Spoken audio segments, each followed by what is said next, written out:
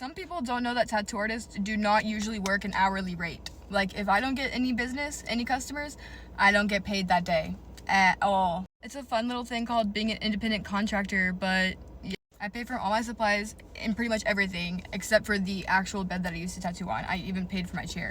Everything's disposable, every single thing that I use on you except for the machine for the most part and the actual table. Which means if tattoo artists don't charge you a minimum or charge you very, very little, we don't make any money at all. That is why there's a minimum at most places. Because you can do really well in the tattoo industry and make more money than a doctor, or you can be really broke and poor. And sometimes just being there a lot won't even help you because there's no one coming in, and then you don't get paid for the entire day of work. And I'm not saying this to say like it's a really hard job whenever I go in and there's no one there. It's not hard in the fact that I don't really have to do anything. I pretty much just work on my own stuff and go on my phone.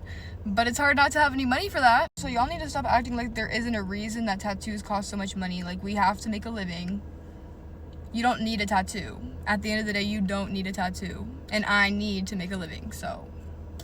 However, we shouldn't be charging like ridiculous minimums and charging hourly rates for tiny tattoos that are like $1,000 an hour. Like, that's excessive, obviously, but that's not what I'm talking about at all. Because the problem with that is I think it prices out people that want good work that's small but can't afford to spend a lot of money. And if they're getting something small that doesn't take you very long, why should you cut them off from getting it from a skilled tattoo artist?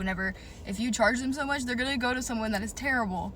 And that's obviously a nuanced topic, but always remember, when you're getting a tattoo, the artist, in some states there's a regulatory body, but not everyone, and not here. As in, there's no, like, other than a bloodborne pathogens qualification, you don't actually have to, like, be qualified to tattoo someone.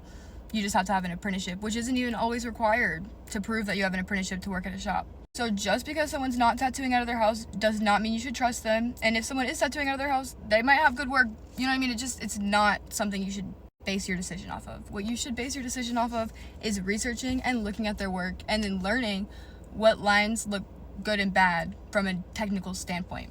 Because a lot of people that get tattooed have no idea what a quality tattoo actually even looks like in the first place. As long as it looks like an image, they think it's good. That's not the case always. Anyways, tattoo artist chats in my car. Hope y'all enjoyed that for no particular reason, but you know. But this is also another reason why you shouldn't no call, no show. At least just text them and say like, hey, I can't come in today, because that makes a big difference. It really does. Also, I feel like I need to add this in. You're not going to get a free tattoo by having a friend of a friend. Half the time, I make my friends and family pay me for the tattoo. I only give out free tattoos for special occasions, birthday, Christmas, you know. And that's for my friends and family. So if you expect to get a free tattoo because you're friends with a friend of someone who's a tattoo artist, girl,